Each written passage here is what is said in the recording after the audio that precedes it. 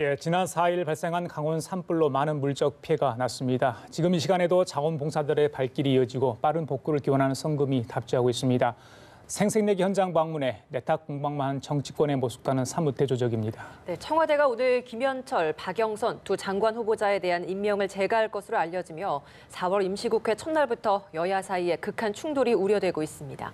이 관련 내용을 포함한 주요 전국 현안들, 임병식 전 국회 부대변인, 진수희 전 국회의원과 자세히 살펴보겠습니다. 어서 오세요. 안녕하십니까. 예. 오늘 아침 조간신문에 난 사진 보셨는지 모르겠습니다. 백두대간이 정말 많이 상처를 입었습니다.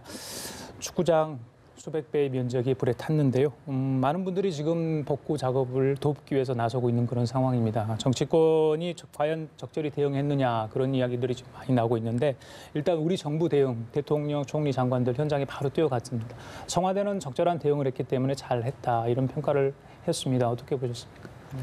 국민 여론들 보시기에도 그렇듯이 실제 대응을 적절하게 잘 했다고 좀 보여지고요. 예. 아주 신속하게 대응을 했죠. 청와대가 컨트롤 타워가 돼서 전 부처를 체계적으로 지휘를 했었고요.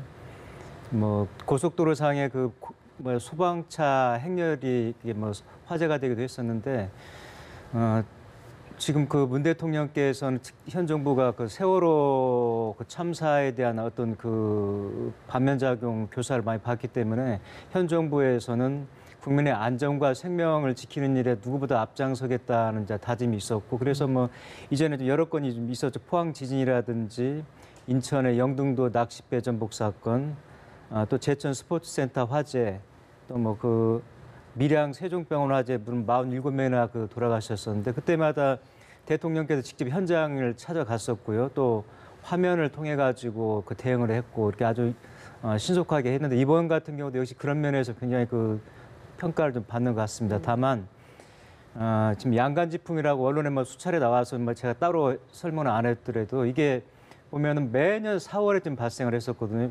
고성 화재 96년도 때도 그랬었고 2000년도 동해안 화재, 그다음에 2005년도 양양 화재까지 보면은 4월 이 중간 정도 첫 주, 둘째 주 이게 화재가 났었기 때문에 어느 정도 예측이 가능하다는 점에서 조금 더 좀 신중하게 좀 했으면 어땠을까 하는 아쉬움이 좀 있고요. 그다음에 장비 같은 경우도 보면은 야간에는 저희들이 좀 진화를 못하고 대통령이 그날 새벽 자정에 이제 모든 가용한 자원을 하라고 지시를 했음에도 불구하고 저녁에 산불 진화를 못한 이유가 아시지만은 저녁에 산불을 진화할 만한 장비가 없는 겁니다. 미국 같은 경우는 밤에도 강풍에도 관계없이 사수를 할 수 있는 대형 헬기가 좀 있는데 그게 한 250억 정도 하더라고요. 그래서 강원도 소방본부가 지난해 예산 요청을 했었는데 그 예산이 받아들이지 않았던 거고요. 또 산악 지형에 맞춰서 사수를 할 수 있는 그런 소방차가 있는데 그게 대당 10억씩에서 한 3,000리터 물을 넣고 산을 올라가는 건데요. 이것도 이런 차량이 저희들이 없는 거죠. 그래서 이것도 역시 모르는 게 아니라 강원 소방본부가 이것도 작년에 2대를 요청을 했었더라고요. 근데 이게 안 받아진 건데 이런 것들을 좀 이제라도 좀 교훈 삼아서 보강을 해야 되는 숙제가 좀 남아 있습니다. 그러네요. 예. 저는 나름 이번에는 이제 신속하고 비교적 체계적으로 대응을 잘했다라는 평가를 할 수는 있는데 지금 우리 임 부대변인 말씀하셨듯이 저는 언제까지 지금 우리나라 수준이 사후 대책 잘했다고 자화자찬하고 있을 때 거기에 만족하고 있을 때는 전 아니라고 보고요. 말씀하셨듯이 이게 물론 이제 이번에도 천재는 아닌 것 같아요. 그러면 지금 올 겨울에 굉장히 건조했었잖아요. 눈도 적었고. 건조하고 매해 4월이면 산불이 연례 행사처럼 일어나잖아요. 그랬기 때문에 좀 사전에 미리, 그러니까 산림청, 그다음에 한전, 그다음에 이제 국립공원관리공단, 그다음에 지자체 이렇게 팀을 구성해서 미리 좀 예방하는 데 더 신경을 썼더라면 피해는 지금보다 더 최소화할 수 있지 않았나 싶은 생각이 들고요.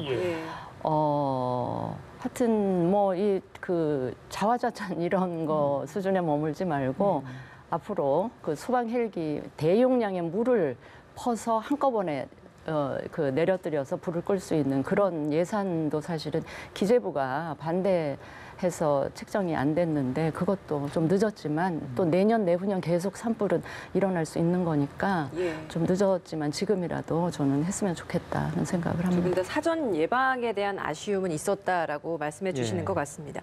이낙연 총리 산불 관련해서 대책회의하면서 언론사 카메라에 포착됐던 사진 한 장이 있었습니다. 메모를 하고 있었던 그 메모장이 찍혔는데 굉장히 꼼꼼하게 다 적시돼 있더라고요. 내용 좀 보셨나요? 예, 봤습니다. 어떠셨나요, 보시면서?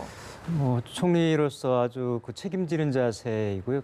말 그대로 이제 이미 재난은 났지만 그 다음 이후를 수습을 어떻게 할 건지도 이제 국가의 이제 그 대응 능력이 중요한데 그런 가장 사령탑에 있는 총리가 그런 체계적으로 앞으로를 어떻게 해야 되겠다고 정리한 모습에서 아마 국민들은 굉장히 안정적인 감을 좀 느꼈던 것 같습니다. 그리고 아까 이제 말씀하셨는데 저는 물론 이제 사후 약방문도 문제가 좀 있지만은 양양 최근에 산불 크게 났던 게 양양 화재인데 그때는 첫 발화에서 진화까지 32시간이 소요가 됐었거든요. 근데 이번에는 13시간이니까 무려 한 19시간 정도를 단축을 했기 때문에 어쨌든 정부가 컨트롤 타워가 돼서 청와대가 돼서 이렇게 신속하게 대응을 하고 또 재난 지역도 이전 같으면 굉장히 지지부진하게만 이렇게 끌었는데 이번에도 굉장히 신속하게 재난 지역도 선포가 되고 사후 조치가 이루어진다는 점에서 이낙연 총리의 그런 꼼꼼한 메모장과 맞물려서 국민들이 국가가 우리를 위해서 뭔가를 하고 있구나 그런 안심을 좀 하지 않았을까 하는 생각을 좀 해보고 있습니다. 근데 저는 이낙연 총리 수첩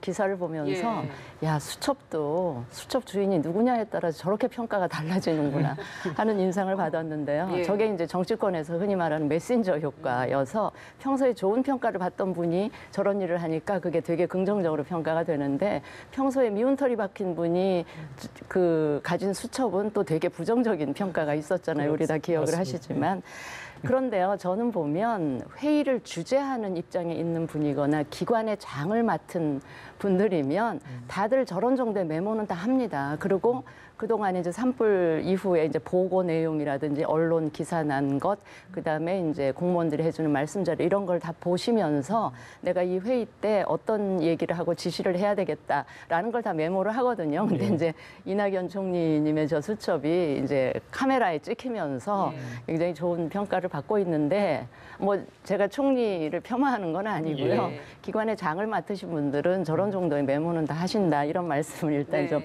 드리면서 저는 총리도 총리시지만 이번에 정말 몸 바쳐서 몸을 던져서 그 산불을 막느라고 수고하신 전국의 소방대원들 그다음에 지금 졸지에 집 잃고 일터까지 잃은 우리 이재민들에 대한 그 위로, 예. 지원, 그다음에 소방대원들 격려 여기에 더 많은 언론의 관심과 예. 국민의 성원 지원이 있었으면 맞습니다. 좋겠다는 뭐 말씀드립니다. 오늘도 애를 썼지만요, 이 보이지 않는 곳에서 묵묵히 땀을 흘리면서 진화 작업을 나섰던 분들 굉장히 많다고 들었습니다. 소방관 얘기를 했으니까요.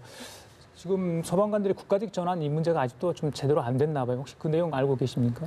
그 국가직으로 전환하는 문제를 뭐 지난 정권에서부터 계속 얘기는 되고 있는데 그게 잘 안 되더라고요. 예. 그거 좀 시급해 보이죠. 지금 다 네, 자치단체장 소속이죠. 우리 저기 네, 예. 내용 아시죠? 매번 뭐 아마 지방 신문에 보면 언론에 항상 단골 메뉴로 다뤄지는 주제가 이거거든요.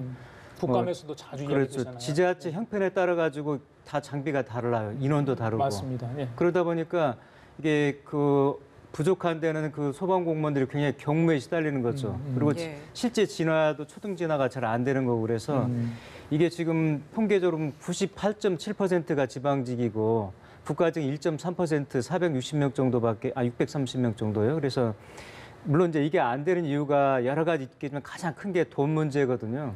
이 돈을 예산을 누가 부담할 건지인데 행안부 같은 경우는 올해부터 신규 채용하는 부분에 기존은 지방자치단체에서 하고 신규 채용하는 부분부터는 국가에서 좀 부담을 해달라는 거고 기재부 같은 경우는 그렇게 하는 것보다는 지방세, 국세 비율을 좀 조절, 지금 8대2인데 7대3으로 지방세를 좀 더 보존해 줄 테니까 그걸 가지고 지방자치단체가 신규 채용한 부분까지도 하라는 건데요. 이런 부분에서 아직 조율이 좀 안 된 것 같은데 예. 그 이낙연 총리가 어쨌든 이제 국무조정실을 또 총괄을 하니까 총리로서 그런 부분을 부처 간의 의견을 빨리 합의점을 찾아서 이런 문제도 근원적으로 좀 해소를 이번에 해야 되지 않을까 하는 생각이 좀 있습니다. 예, 우리가 사후 대응에 대한 이야기를 하고 있는데 정치권이 이렇게 산불이 나거나 재난이 일어났을 때 현장으로 많이들 향합니다.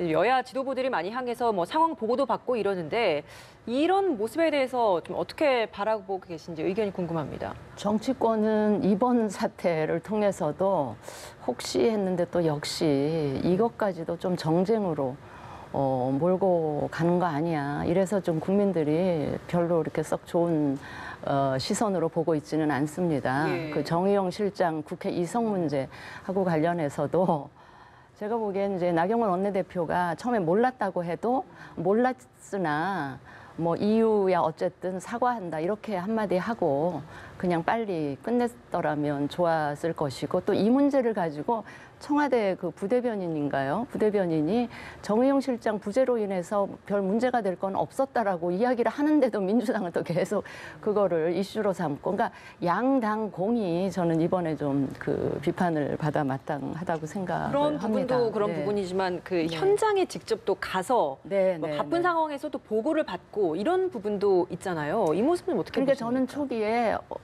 라디오 방송에서 그 얘기를 했어. 이번에만큼은 절대로 정치인들, 국회의원들 현장에 좀 안 갔으면 예. 좋겠다라는 말을 했더니 그거에 대한 반응이 실시간으로 되게 국민들은 정말 그랬으면 좋겠다라고 왔는데 보니까 이번에도 또 몇 분 가셔서 또 모시고 가신 분이 또 이상한 발언을 하시고 뭐 이래가지고 또 국민들의 지탄을 받던데 국회의원들은 그냥 국회에 앉아서 또 얼마든지 상황 파악할 수 있어요. 예. 상황 파악하고 대신 국회에서 그 예산을 어떻게 지원을 할 것인지 사후 대책이라든지 제도 개선할 부분은 없겠는지 이런 부분에 더 시간과 에너지를 쏟으면 되지 그 현장에 굳이 가서 그 현장에서 일하시는 분들 방해할 일은 저는 아니라고 봐요. 근데 제가 그런 말씀을 드렸더니 안 오면 안 온다고 또 뭐라 그러는 분들이 있기 때문에 간다. 뭐 이런 또 변명 아닌 변명도 뭐 하시긴 하시더라고요. 산림청에 보니까 이번에 보니까 산불 특별 뭐 진화대가 있더라고요. 한 300여 명 되는데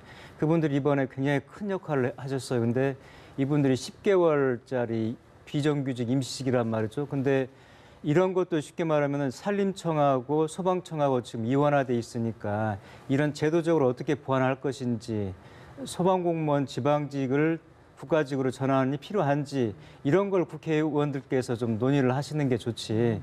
현장 가가지고 그나마 일손이 바쁜데 가서 또 의전해야 되고 예. 또 진행사항 보고해줘야 되고 나중에 가셔도 그건 충분하다고 저는 보거든요. 예, 김문수 전 지사의 그 산불 관련 발언 논란, 그거 어떻게 보십니까? 이게 글쎄요, 이 많은 비난 여론이 좀 쏟아지고 있는 것 같습니다. 지금 때가 이럴 때가 아닌 것 같은데. 그렇죠. 예. 예. 앞서 말씀 경기지사도 하시지 않았어요? 그렇죠. 뭐 예. 다들 말씀하셨지만은 지금 온 국민이 나서가지고 이 재난을 어떻게 가장 빠른 시일 내에 복구할 수 있을 것인지 지금 온 신경이 곤두서 있는데 경기도지사까지 하신 분이 정말 물론 그 의도하고 관계없이 받아들이기에 이건 조롱하고 비아냥되는 거거든요. 너네들 맨 촛불만 가지고 떠들던데 산불 내는 이런 식의 정말 수준 이하라고 보여지고요. 문재인 대통령 팬카페라고 뭐 젠틀제인이라고 있습니다. 거기서 성금을 2억 정도 모았더라고요. 예를 들면 그런 정도의 국민들의 그 어디를 향하고 있는가를 좀 봐줘야 되는 거지. 재난마저도 정쟁의 대상으로 삼아서 본인은 좀 이렇게 부각이 됐는지 모르지만은 굉장히 좀 씁쓸한 생각이 좀 듭니다. 예, 알겠습니다. 이번엔 다른 이야기를 좀 해보겠습니다. 박영선, 김현철 장관 후보자 어제까지 청문 보고서가 채택됐어야 되는데 되지 않았고 오늘 대통령은 임명 제거할 것으로 보입니다. 상황이 이렇다 보니까 또 전국 파행 불가피한 것 아닌가라는 이야기 나오고 있는데 좀 어떻게 보십니까? 인사권자인 대통령으로서는 아마 강행을 하셔야 된다고 판단을 하실 것 같아요. 게다가 한 2, 3일 후면 또 미국에 가셔야 되니까 그런 상황인데 하필이면 또 오늘 4월 국회가 시작되는 날인데 이제 한국당은 엄청 반발할 것이 분명해 보이고요. 그래서 저는 사실 제가 이게 좀 때늦은 제안이긴 하지만 저 개인적으로 어떤 생각을 했었는가 하면 이번에 박영선, 김현철 이 두 후보자의 이제 지명 철회나 이런 거를 받아들이고 대신 한국당 쪽에 인사청문 제도 개선을 이참에 하자. 왜냐하면 인사청문 제도 개선은 여당 입장에서는 강력하게 주장하기가 좀 힘든 입장이에요. 그러니까 야당이 이걸 주도해야 이게 그 개선이 되는 건데, 그래서 그런 논의가 좀 되는 기회로 삼았더라면 앞으로 문재인 대통령은 임기가 뭐 3년 넘게 남았고 앞으로도 여러 번 개각을 또 하실 텐데, 그때마다 이 현행 인사청문회 제도가 존재하는 한은 계속 시끄러워질 것이고, 인사권자인 대통령 입장에서는 개각 트라우마도 생길 수 있는 이런 상황이다 보니까 이번 기회를 그런 계기로 삼았으면 어땠을까? 저는 이제 개인적으로 혼자 그런 생각을 해봤는데, 뭐 그럼에도 불구하고 오늘 아마 강행은 하실 것이고 4월 국회의 시작은 순탄해 보이지는 않습니다. 예. 네. 대통령도 참 고민스러울 것 같습니다. 지금 북미 관련해서 협상할 그 부분인데도 당장 뭐 10일 날 미국을 방문해야 되는 그런 상황인데, 이거 전국 안정을 위해서는 장관 후보자 임명 관련, 또 지금 2명은 낙마됐기 때문에 새로 또 임명할 사람 물색도 해야 되는 상황 아니겠습니까? 고민스러운 부분이 상당히 많을 것 같아요. 그렇죠. 이제 여론에서 강행 그런데 실은 저는 이제 그 표현을 어떤 법적 절차를 이제 밟는 걸로 좀 이해를 좀 해주셨으면 하고요. 지금 현행 제도 하에서는 국회에는 청문을 하고 의사를 진단하는 것까지 하는 거고요. 이제 이걸 참고 삼아서 대통령이 최종 인사권자가 할지 안 할지는 대통령이 판단하는 거니까, 이제는 현행 제도 안에서는 어쩔 수 없이 이렇게 하는 걸 정도로 법적 절차를 밟는다고 이해를 하시고, 아까 그 의원님 말씀대로 이번 기회를 계기로 해가지고 좀 제도 개선을 좀 하자는 거죠. 홍영표 대표 뭐 어제 그 인터뷰한 거 보니까 홍종학 지금 중소벤처기업부 장관이요. 이분 되기 전에 27명한테 의사타진했답니다. 근데 다 안 하겠다고. 왜? 나가분들 병신되고, 뭐 좀 죄송합니다만은 그 인신공격 당하고 이러는데 왜 하느냐 이건데, 이런 정도 되면 이건 인사가 대통령의 뭐 고유 권한도 아닐 뿐인데 이미 고유 권한을 넘어섰거든요. 그래서 이번 기회에 이런 제도를 좀 뭐 근원적으로 한번 같이 고민해보는 그런 계기가 좀 됐으면 하는 생각이 좀 있습니다. 지금 한국당도 영원히 야당할 거 아니잖아요. 그렇죠. 언젠가 여당이 될 때를 대비해서 좀 길게 보고 이 제도 개선에 적극적으로 임했으면 좋겠고요. 한국당이 제도 개선에 적극 임할 수 있도록 여당 쪽에서도 뭔가 좀 양보할 건 양보하면서 협치의 분위기로 가는 게 어떨까 싶습니다. 그 안을 이제 만약에 한국당에서 뭔가 제도 개선 관련해서 협의가 진행되더라도 결국에는 운영하는 자는 이제 조국 수석과 좀 조현옥 인사수석이 되기 때문에 그 부분에서 계속 한국당이 반발하잖아요. 경질을 계속 요구하고 있기 때문에 이게 쉽게 될 수가 없다는 이런 지적이 많습니다. 그나마 이번에 그 이제 강행이라는 표현에 대해서 좀 그러셨는데, 이제 강행을 하면 하는 대로 이제 그 타겟은 다시 조국 수석과 이제 그 인사수석한테로 그 갈 텐데, 저는 사실은 대통령께서 이 두 수석을 안고 가는 게 국정 운영에 도움이 아니라 이렇게 부담이나 짐을 안고 가시는 거가 되고요. 한국당 입장에서는 나가라 하면서도 대통령께서 안고 가시기를 은근 내심 원할 수도 있어요. 왜냐하면 정치 공세의 빌미가 되어 주니까. 그러니까 이제 그런 걸 다 털고 좀 이 인사청문 제도 개선안에 대해서는 좀 그 머리를 맞대고 고민을 했으면 좋겠어요. 각자 다 언제 여당 될 때를 대비해서. 예, 알겠습니다. 그 4.3 보궐선거 결과 이후에 여당 분위기 많이 좀 바뀌었다고 합니다. 많이 긴장감을 좀 느꼈나 봅니다. 내년 총선이 있었는데 이런 결과다. 물론 기초의원 선거야 뭐 어떤 의미를 부여할지 모르겠습니다. 일단 두 곳의 국회의원 보궐선거에서 승리 아닌 승리 이런 이야기가 나오는데, 당내에서 어떤 뭐 여론 기류가 있는지요? 뭐 각각 아전인수격으로 해석은 하고 있지만, 실제 민주당 지도부 뭐 제가 이제 다른 분들 통해 들어보면은 굉장히 심각성을 좀 깨닫고 있는 것 같습니다. 그래서 지금 같은 방식으로는 안 된다는 것을 느꼈고요. 이번에는 회초리지만은 내년에는 이게 몽둥이가 될 수 있다. 이걸 예방주사로 받아들이자. 그렇게 하는 분들이 비주류 의원들을 주류로 해서 나오는데, 이걸 그냥 비주류의 목소리라고 받아들이면 정말 민주당 내년 선거에서 몽둥이를 맞을 각오를 해야 되는 거고요.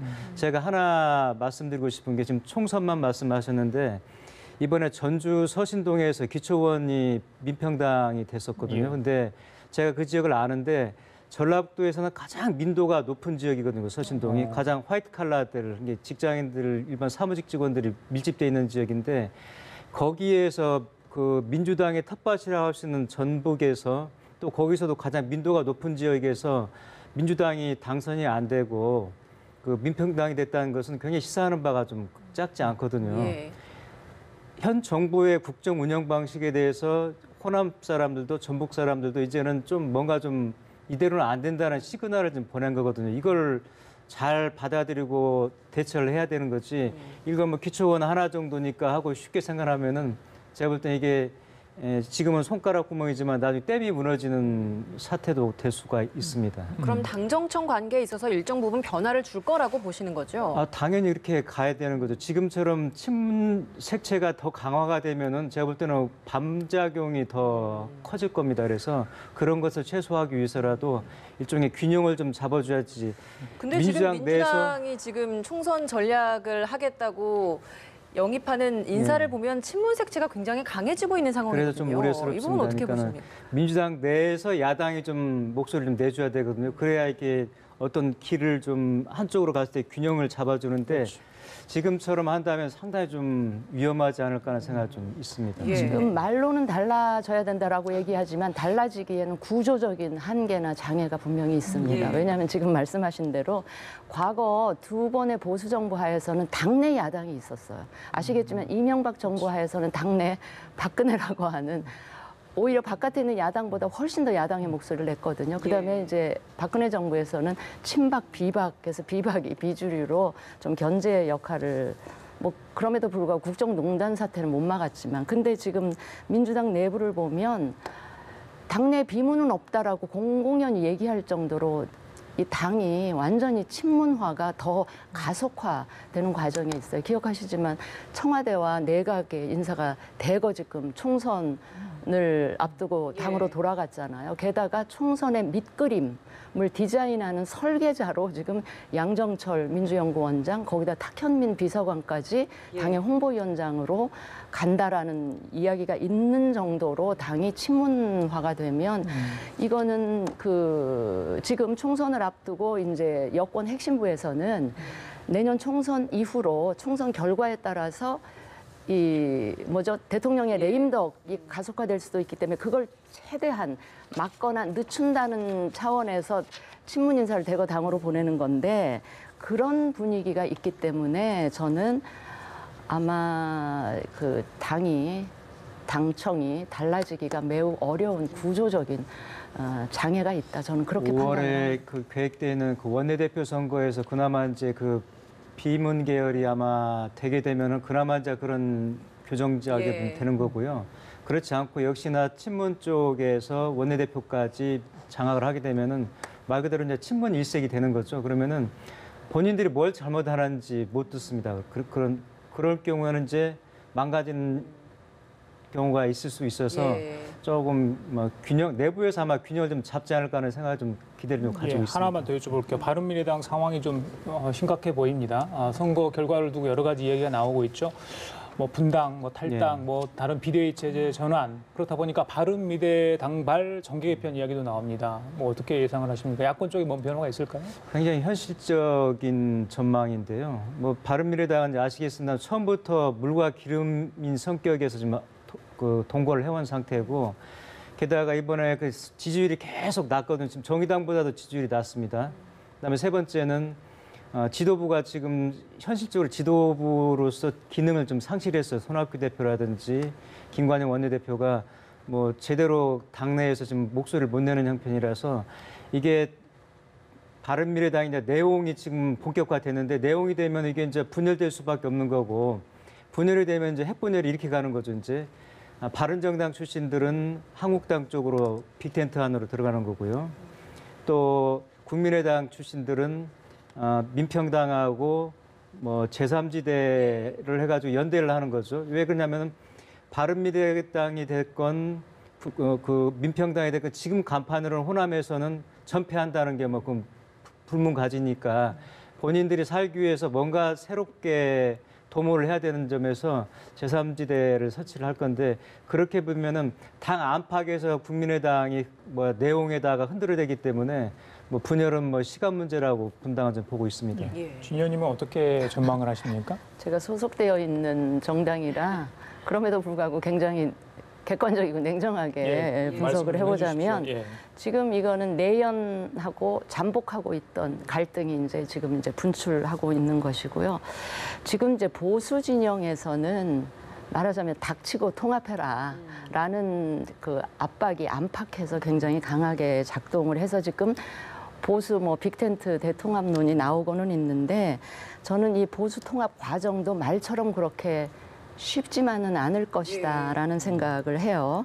그리고 이 보수 통합이 잘 되겠느냐의 관건은 결국 황교안 대표가 얼마나 진정성을 가지고 그 바른미래당의 바른정당 계열 분들의 마음을 얻고 그분들을 잘 모셔오느냐 여기에 달려 있다고 보는데 말로는 통합인데 별로 진정성 없이 지난번 재보선 결과에도 뭐 대충 하면 되지 않을까 막 이 정도 생각을 하고 별로 그 말로만 통합이고 마음이 없는 통합이라면 통합 과정이 순탄치는 않을 거라고 보고요. 만약 한국당이 정말 총선을 염두에 두고 중도 쪽으로 외연 확장을 함으로써 총선에 의미 있는 그 결과를 낼 거라는 이런 판단이나 그 비전을 갖고 있으면 저는 좀 진정성을 가지고 중도 외연 확장을 할 수 있는 바른미래당의 바른정당, 그러니까 유승민 전 대표를 비롯한 그 지금 바른정당 계열 분들이 수도권 의원들이 다수예요. 수도권에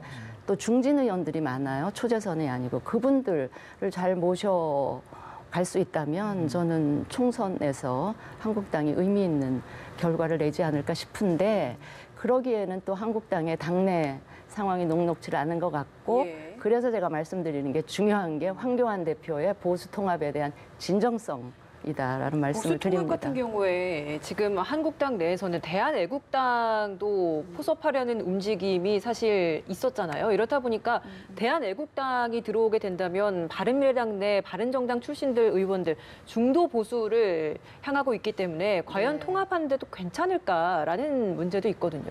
그래서 아마 빅텐트라는 얘기가 나오는 것 같아요. 그런데 사실 대한애국당은 현역 의원이 한 분이고 이 바른미래당의 바른정당 계열 분들은 한 10분 가까이 되고 국민의당 출신 그 비례대 의원들 중에서도 이쪽으로 같이 하실 분들이 있고 하면 10분 이상이 될 수도 있는데 그걸 같은 선상에서 놓고 보기는 힘들 것 같고요.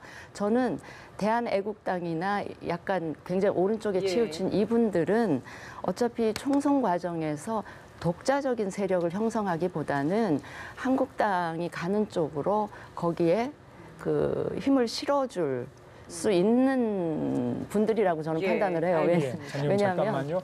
자, 이 시각 국회에서는요. 문희상 국회의장과 여야 5당 원내대표가 4월 임시국회 의사 일정을 논의하고 있습니다. 네, 현장 함께 연결해 보겠습니다.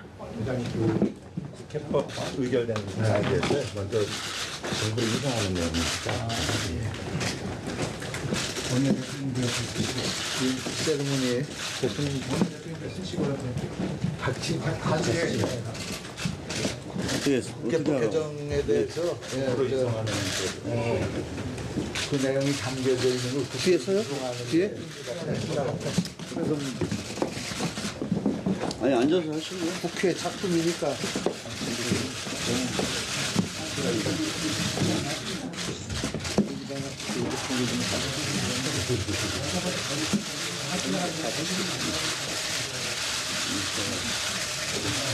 예, 자, 문희상 국회의장과 여야 원내대표 5명의 원내대표들이요. 일하는 국회법 처리 관련해서 서명을 하는 장면을 보고 계십니다. 이거 지난번에 매월 2회 이상이요. 법안 심사 소위 열기로 한 건데요. 지난번에 통과가 됐었죠. 그 부분에 관해서 문희상 국회의장이 관련 법안에 서명을 한 것 같습니다.